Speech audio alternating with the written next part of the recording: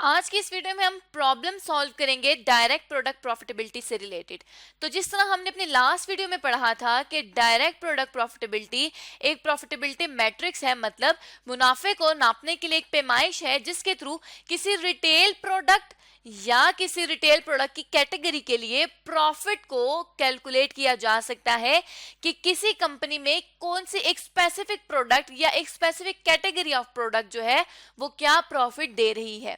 ज्यादातर जो direct product profitability है ये ग्रोसरी स्टोर में इस्तेमाल की जाती है। अब हम एज्यूम कर लेते हैं कि डीएम स्टोर एक ग्रोसरी स्टोर है जिसमें 3 प्रोडक्ट्स सेल हो रही हैं, जिनमें एक नूडल्स है, टिश्यूज है और पेन्स हैं। अब क्या करना है, डायरेक्ट प्रोडक्ट प्रॉफिटेबिलिटी के थ्रू हमने इन तीनों प्रोडक्ट्स के लिए कैलकुलेट करना है डायरेक्ट प्रोडक्ट का प्रॉफिट कि कौन सी प्रोडक्ट डायरेक्टली कितना मुनाफा दे रही है डीएम स्टोर को। तो इसको डायरेक्ट प्रोडक्ट प्रॉफिट को कैलकुलेट करने के लिए हम क्या करेंगे कि सेल प्राइस में से जब लेस कर देंगे बॉट इन की प्राइस तो हमारे पास आ जाएगा ग्रॉस मार्जिन। अब जब ऑर्गेनाइजेशन के पास ग्रॉस मार्जिन आ गया सेल प्राइस में से बॉट इन प्राइस को लेस करने के बाद, तो अब इस ग्रॉस मार्जिन में से हमने देखा था कि लेस करनी है हमने डायरेक्ट प्रोडक्ट कॉस्ट। और डायरेक्ट प्रोडक्ट कॉस्ट के बारे में हमने क्या देखा था कि डायरेक्ट प्रोडक्ट कॉस्ट हर केस में 3 तरह की होगी। अब वो 3 तरह की कॉस्ट कौन सी कॉस्ट होंगी, जिस तरह हमने अपनी लास्ट वीडियो में देखा था कि डायरेक्ट प्रोडक्ट कॉस्ट में जो 3 कॉस्ट आएंगी वो आएंगी, एक वेयर हाउस की कॉस्ट, ट्रांसपोर्ट की कॉस्ट और स्टोर की कॉस्ट। वेयर हाउस की कॉस्ट जहां पर जो चीजें हैं वो बल्क में रखी गई होती हैं, जहां पे ये जो नूडल्स हैं, ये टिश्यूज और पेन्स जो है एक बहुत ज्यादा बड़ी तादाद में रखी गए होंगे जहां पे उनको स्टोर किया गया होगा। मतलब प्रोडक्ट की जो स्टोरेज की कॉस्ट होगी उसे हम वेयर हाउस की कॉस्ट भी कह सकते हैं। उसके अलावा ट्रांसपोर्ट की कॉस्ट जो वेयर हाउस से स्टोर तक लाने में या जो प्रोडक्ट को परचेज करके वेयर हाउस तक लाने में जितनी भी ट्रांसपोर्ट कॉस्ट है वो तमाम डायरेक्ट प्रोडक्ट की कॉस्ट बन जाएगी। इसी तरह स्टोर की कॉस्ट जो सुपरमार्केट या ये जो ग्रोसरी स्टोर है इसकी अदर जो कॉस्ट होगी, जस्ट लाइक इलेक्ट्रिसिटी बिल वगैरह, कोई भी बिल्स हो गया, किसी भी किस्म का कोई रेंट हो गया जो स्टोर से ओनली स्टोर से बिलोंग करती हो, वो कॉस्ट हमने यहाँ से लेस करनी है। तो जब हम ग्रॉस मार्जिन में से लेस कर देंगे तमाम डायरेक्ट प्रोडक्ट की कॉस्ट तो हमारे पास कैलकुलेट हो जाएगा डायरेक्ट प्रोडक्ट का प्रॉफिट। मतलब एक प्रोडक्ट कंपनी को या मार्ट को या ग्रोसरी स्टोर को इतना प्रॉफिट दे रही है सिंगल प्रोडक्ट। तो अब अगर इसके प्रॉब्लम की तरफ चलें तो प्रॉब्लम है हमारे पास कैटो सुपरमार्ट की। कैटो सुपरमार्ट की रिक्वायरमेंट क्या है, वो ये रिक्वायर कर रहे हैं कि कैलकुलेट करें प्रॉफिट पर आइटम, एक आइटम का प्रॉफिट कैलकुलेट करें डायरेक्ट प्रोडक्ट प्रॉफिटेबिलिटी का इस्तेमाल करके। तो यहाँ पे अब हम केटो सुपरमार्केट का डेटा पढ़ लेते हैं कि उन्होंने क्या हमें दिया हुआ है।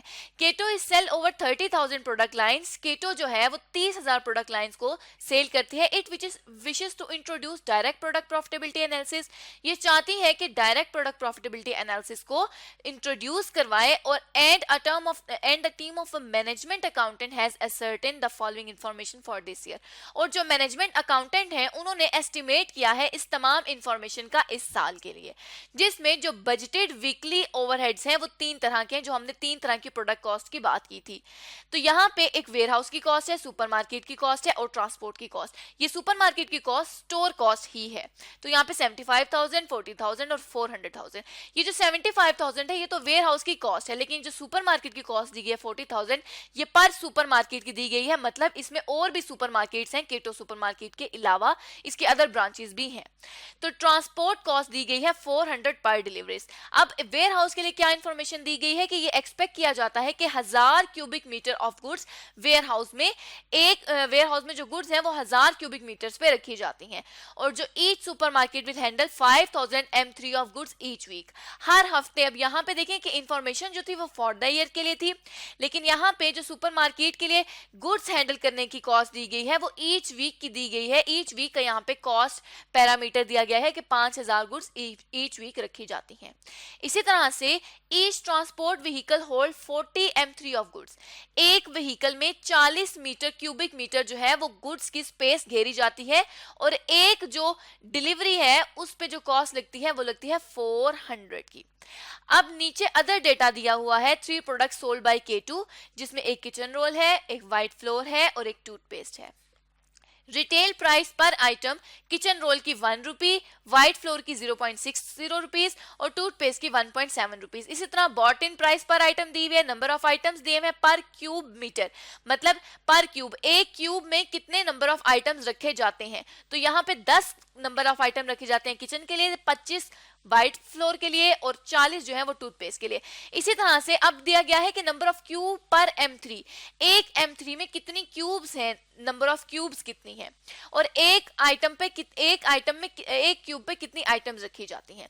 और यहाँ पे अब वेयर हाउस में टाइम दिया गया है कि एक हफ्ता वेयर हाउस में किचन रोल पड़े रहते हैं पूरे साल में, एक हफ्ता 2 हफ्ते व्हाइट फ्लोर पड़ा रहता है वेयर हाउस में पूरे साल में, और इसी तरह 3 हफ्ते पड़ा रहता है टूथपेस्ट। और टाइम इन सुपरमार्केट, इनको स्टोर में कितना वक्त हुआ है, 2 हफ्ते, 4 हफ्ते और 2 हफ्ते। अब यहाँ पे हमने अपना डायरेक्ट प्रोडक्ट का प्रॉफिट कैलकुलेट करना है। तो यहाँ से हम अपना स्टार्ट करते हैं सोल्यूशन। तो यहाँ पे हमने लिख दिया अपना सोल्यूशन। अब सोल्यूशन में सबसे पहले हमारे पास जो डेटा दिया हुआ है वो दिया हुआ था वीकली ओवरहेड्स का। तो यहाँ पे हम वीकली ओवरहेड्स को, ये तो हमें टोटल में दिए हुए हैं, इसको हम पर क्यूबिक मीटर पर M3 इसकी कॉस्ट को कैलकुलेट कर लेते हैं। अब इसकी cost per cubic metre calculate करने के लिए हम क्या करेंगे कि सबसे पहले यहाँ पर वेयर हाउस की जो कॉस्ट है उसको मेंशन कर देंगे कि वेयर हाउस की कॉस्ट है। फिर हमने क्या करना है कि पर M3 हमने कॉस्ट कैलकुलेट करनी है, किसकी,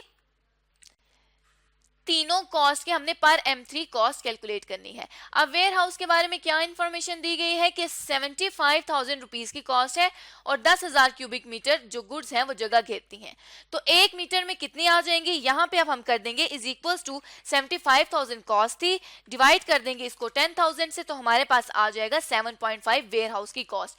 इसी तरह जो दूसरी कॉस्ट थी हमारे पास क्वेश्चन में वो थी सुपर मार्केट की कॉस्ट। सुपर मार्केट की कॉस्ट के बारे में क्या इंफॉर्मेशन गिवन थी कि 4,000 सुपरमार्केट की कॉस्ट है और 5,000 जो है वो एक M3 जो है सुपरमार्केट में वो हैंडल करता है, मतलब इतने मीटर्स पे गुड्स रखी जाती हैं जो कि 5,000 M3 है। तो यहाँ पे भी हम इसी तरह से कर देंगे कि 40,000 को डिवाइड कर देंगे 40,000 को डिवाइड कर देंगे 5,000 से, तो हमारे पास आ जाएगा 8। अब जो लास्ट ट्रांसपोर्ट की कॉस्ट थी उसको भी हम किस तरह से कैलकुलेट कर लेंगे, उसको भी हमने कैलकुलेट कर लेना है कि हमारे पास जो कॉस्ट थी वो 400 थी और 40 जो थी वो M3 थी।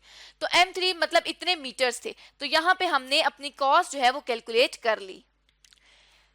तो ये पर क्यूबिक मीटर तीनों जो कॉस्ट हैं वो हमारे पास कैलकुलेट हो गई।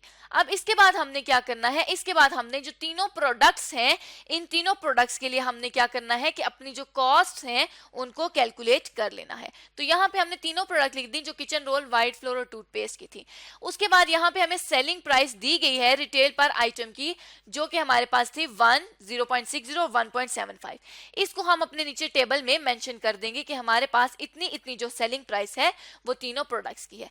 उसके बाद इसमें से हमने क्या करना है कि अब लेस कर देना है, जिस तरह हमने अपनी पिछली वीडियो में देखा था।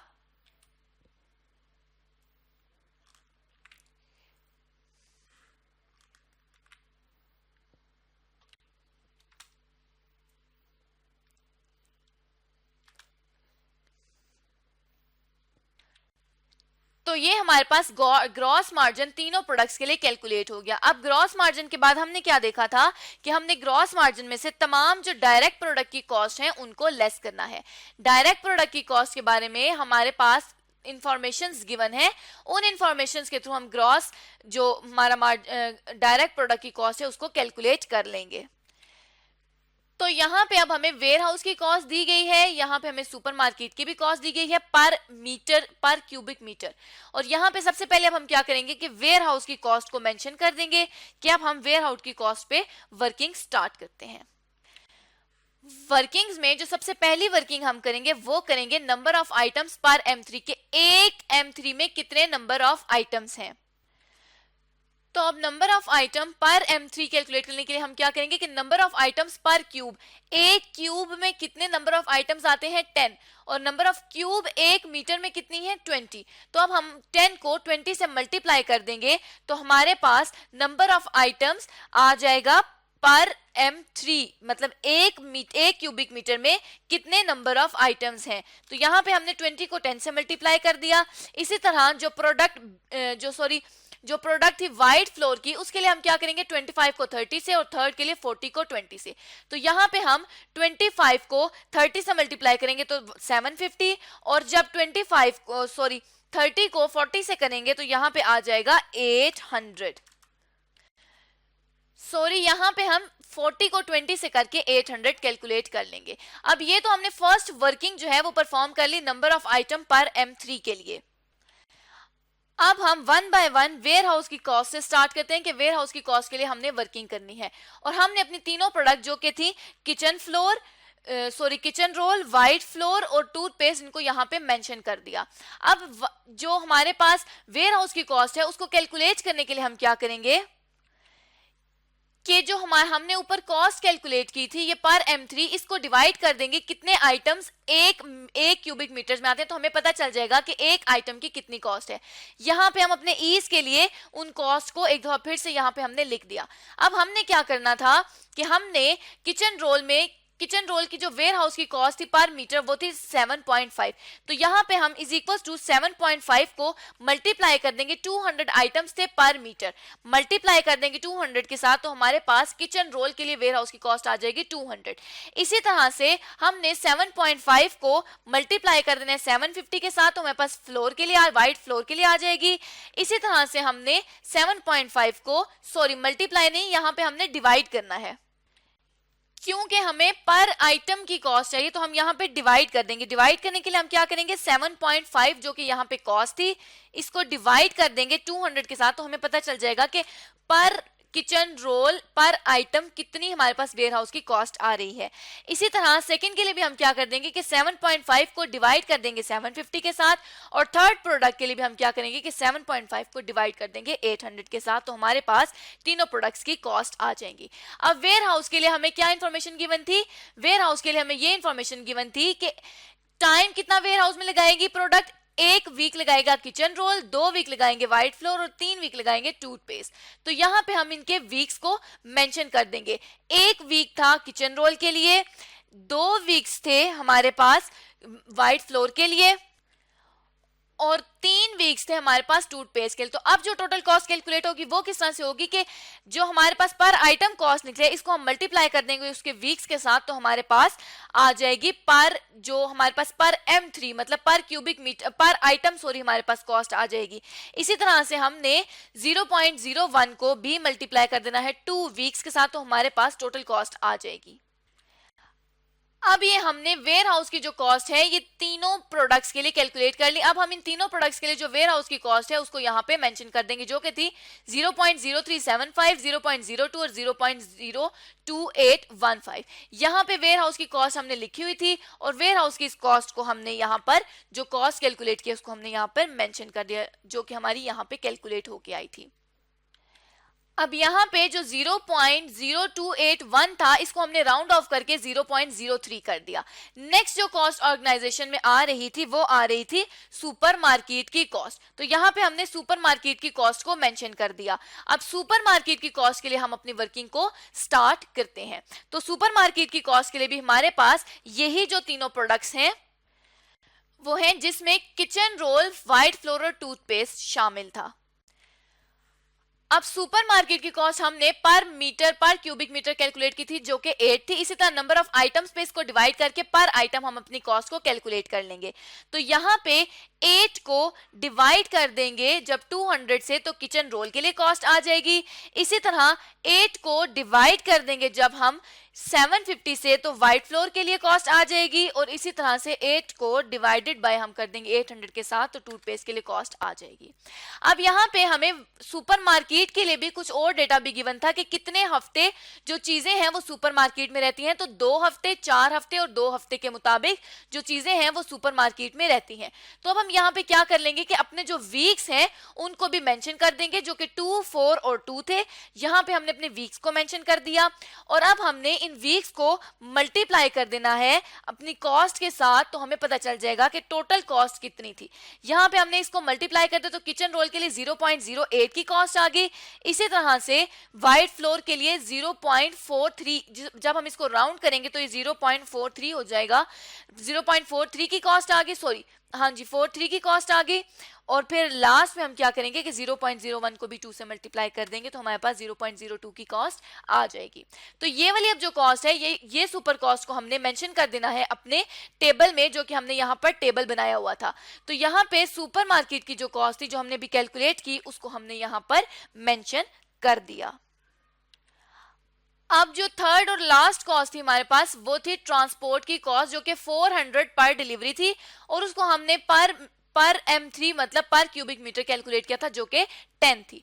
तो अब हम इस 10 का क्या करेंगे, इस 10 को अब हम डिवाइड करते जाएंगे इसके रिस्पेक्टिव नंबर ऑफ आइटम्स के साथ, तो हमारे पास आंसर आ जाएगा। तो यहाँ पे अब हम ट्रांसपोर्ट कॉस्ट की जो कैलकुलेशन है उसको स्टार्ट करते हैं। ट्रांसपोर्ट कॉस्ट के लिए भी जिस तरह हमारे पास बाकी कॉस्ट के लिए तीनों आइटम्स थी, उस तरह हम तीनों आइटम्स को यहाँ पे ट्रांसपोर्ट की कॉस्ट के लिए भी मेंशन कर देंगे। तो यहाँ पे ट्रांसपोर्टेशन कॉस्ट जो पर M3 आई थी, पर क्यूबिक मीटर आई थी, वो थी 10 और इसको डिवाइड करते जाएंगे 200, 750 और 800 के साथ।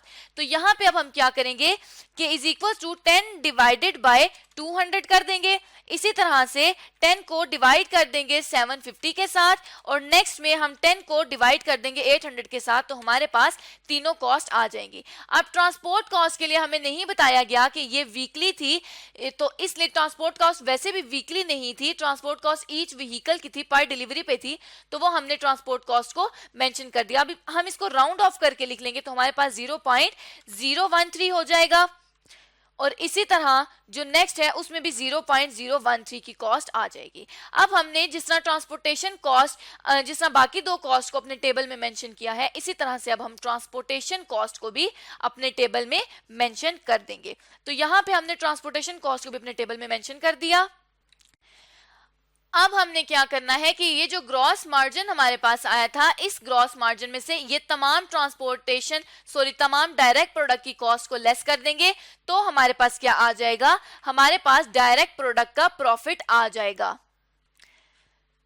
तो अब इसके लिए हम क्या करेंगे, इसके लिए हम 0.4 जो कि ग्रॉस मार्जिन था इसमें से लेस कर देंगे इन तमाम कॉस्ट को, तो हमारे पास आ जाएगा डायरेक्ट प्रोडक्ट का प्रॉफिट, जो कि 0.2325 है किचन रोल के लिए। इसी तरह से हमने 0.3 जो कि ग्रॉस मार्जिन था व्हाइट फ्लोर का, इसमें से तमाम जो कॉस्ट हैं इन तीनों कॉस्ट को लेस कर दे तो हमारे पास जो आ गया वो डायरेक्ट प्रोडक्ट का प्रॉफिट आ गया 0.223। इसी तरह से जब हमने प्रोडक्ट सी के लिए भी करना है कि ग्रॉस मार्जिन में से लेस कर देनी है तीनों तरह की कॉस्ट, तो हमारे पास आ जाएगा प्रोडक्ट सी टूथपेस्ट का भी प्रॉफिट। तो ये जो हमारे पास कैलकुलेट हुआ है ये डायरेक्ट प्रोडक्ट का प्रॉफिट कैलकुलेट हुआ है, इसको हमने बोल्ड कर दिया। अब हमने ये देख लेना है कि तीनों प्रोडक्ट में से कौन सी प्रोडक्ट जो है वो सबसे ज्यादा प्रॉफिट कंट्रीब्यूट कर रही है कंपनी को। तो यहाँ पे जब हमने एनालिसिस किया तो 0.681 का जो प्रॉफिट है जो कि टूथपेस्ट की कंपनी दे रही है, ये सबसे ज्यादा प्रॉफिट है। तो इस तरह से हमने डायरेक्ट प्रोडक्ट का प्रॉफिट कैलकुलेट कर लिया कीटो सुपरमार्केट के लिए।